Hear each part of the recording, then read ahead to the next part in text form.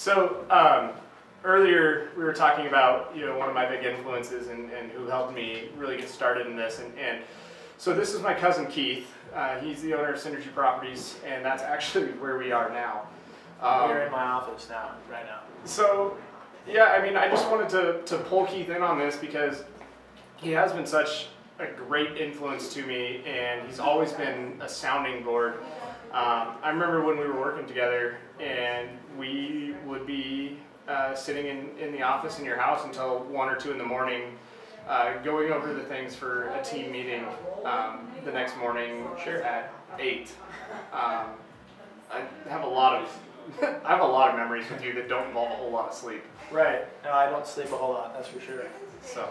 No, I think one of the big things that I've learned in life is just having relationships. You can call them mentors. Having mentors in your life to talk with, to bounce ideas off with, to speak with is huge. I don't even know that they have to be like mentors. I think it's just a relationship. I mean, I feel like that's what we have is a relationship. And there was a point in time when we worked directly with each other, in the same office. And now obviously Al is doing great things with me and, really chasing your passion, your dream. And the cool thing is he saw me do that with my endeavors when I was a young business entrepreneur and trying to make my way and kind of figuring out what do I want in life, and then not only figuring out what I want in life, but talking about just figuring out what you want. Okay, I want to own a business, but then what do I want that business to look like? What do I want it to feel like? What kind of culture do I want to bring to the table? And so having relationships, whether they're mentor-mentee relationships or just relationships with other men in your life, with other people in your life that you can talk candidly with and say, hey, how does this sound crazy to you? Does this sound fun? Does this sound like I'm on the right path? And getting honest feedback, I think, is something that is missing in a lot of people's lives, and I know it's missing. It was missing in my life for a long time, and now that I have a business, I try to have those same conversations with the people that work inside my business. People that work as vendors that service relationships inside my business, even if they don't work directly for me. And then other people like yourself that have gone out and started businesses. And it's just great to have that conversation with them and say, what does this not just look like to you? What is it going to feel like? Where do you want to take this? And so I think you've done a great job of kind of molding that around yourself and really building a business where work doesn't feel like work. Right? Yeah, and that's what we were talking about earlier. And then, one of the other things is having, like you mentioned, those honest conversations. And it's your friends are there, and they're going to tell you, "Oh, that's awesome. It's great. Let's go do it. Yeah, that's awesome." But they don't actually follow up. They don't actually know. Like, they go home to their spouses or their friends, and they're like, "Man, that's a terrible idea." When they're just sitting there trying to be this positive influence. But what you really need is someone that can tell you the hardships of it. Hey, did you think about this? Hey, did you think about that? Yeah. That's I think how does the big it look thing. and feel, for lack of a better term, after the new and the sexy wears off, right? Like, how is it gonna feel after a year or 2 years, or is this something that you want to like commit your life to? So I feel like those conversations are conversations where they're a little bit more behind closed doors. You're always going to get the shine or the audience response when people see you and they're going to say, "Oh, great, I'm happy you're doing so well," and then they go home and say, "Man, I don't know how he's ever going to do that, or how he's ever going to pull that off, or how that's ever going to work long term." And so having those conversations behind closed doors and saying, "Hey, give me some honest feedback," and not even just saying, "Give me some honest feedback," but being able to have a conversation with someone who will give you honest feedback. Yeah, that's the big thing is finding someone that will be honest with you. Not whether that you can want to hear be. it or not. Yeah. I mean, and a lot of times it's not the people you think. It's not your best friends. I'm really good at telling people what they don't want to hear. That's actually a gift of mine. It's not I've heard it a lot. Yeah, well, I've heard it a lot. It's because I care about it. So we're not only cousins, but we're best friends, and so there's been a lot of times, even when I was growing up, that you didn't necessarily let me off easy. We're not going to talk about all of gave this. me life lessons the hard way, if you will, because I'm about 5 years younger than you. So.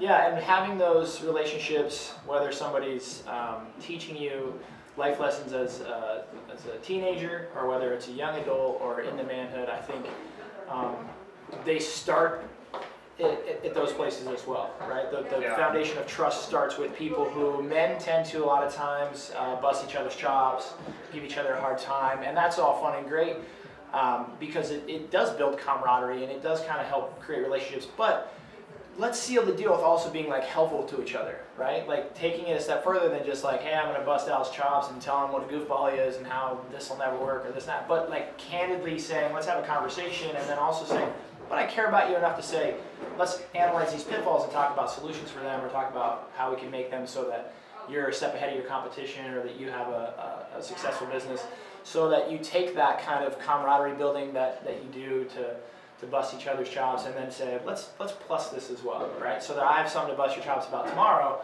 as opposed to just watching people fall flat on their face and fail, and then saying, see, I told him that. I didn't really tell him that. I said it behind closed doors when he wasn't listening, but I knew it wasn't going to work. Exactly. Well, and it's not for say being a safety net. It's not always just being there to catch somebody. It's that's nice, and it's nice to have those people in your life, but you need those people to be there before you fall. To help you out, that foresee maybe things that you don't necessarily see as an issue. Yeah. Somebody to talk about profit margins, for example, or balance sheets, or whatever it may be, the financial side. Well, there's a lot of business, and we're talking about entrepreneurship and business, but there's a lot of life lessons that aren't taught in school, that aren't taught in a classroom, and so you do have to seek those relationships out. I think I've kind of encouraged you, as well as a lot of people in my life, how I feel like there's two things that matter most. I feel like as people start to grow older, and that's the way that you think. So we talk a lot about mindset. We talk a lot about how are we thinking about not only problems, but solution to problems. Are we being positive and proactive? Are we being negative? Is our mindset correct around a situation that we're facing? So mindset for me is very important, so how you think. And then the second one is really who you're in relationship with. And that for me was a hidden secret for a long time until I finally started putting those pieces together. But who I was in relationship, I realized started to help shape the way I thought. Right?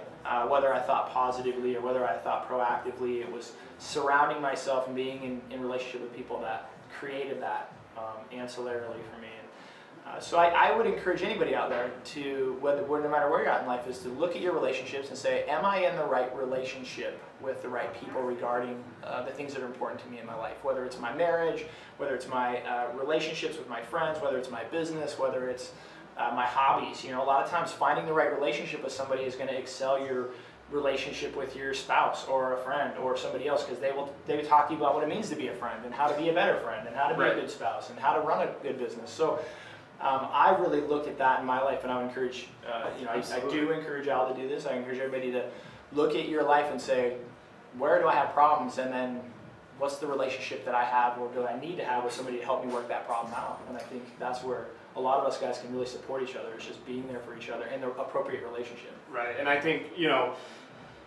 when we're personally entrepreneurs and whatnot, we get so emotionally attached to our own business that it is nice to bring in that third party that isn't emotionally attached like you are, to help point out the things that you may be lacking in. Right. To really drive home those points and be like, hey, you know what, I know this aspect of your business is your favorite part. It might be the going out and schmoozing with people, but that might be an aspect of your business that needs to change. Because as much as you think that's driving business, it's actually hindering business. Or you might be doing activities that are a total waste of time. And to have somebody from the outside looking in come to you and just say, hey, I don't know that you should be doing that, and I think your time, your energy would be better spent focused here. And that's a huge thing that you've done for me, especially when we were working together. But then as I've challenged my life and gone on the road and I've done all these things, a lot of the conversations we've had have been, are you being productive? Are you being proactive? They're very positive, but they're very hard conversations.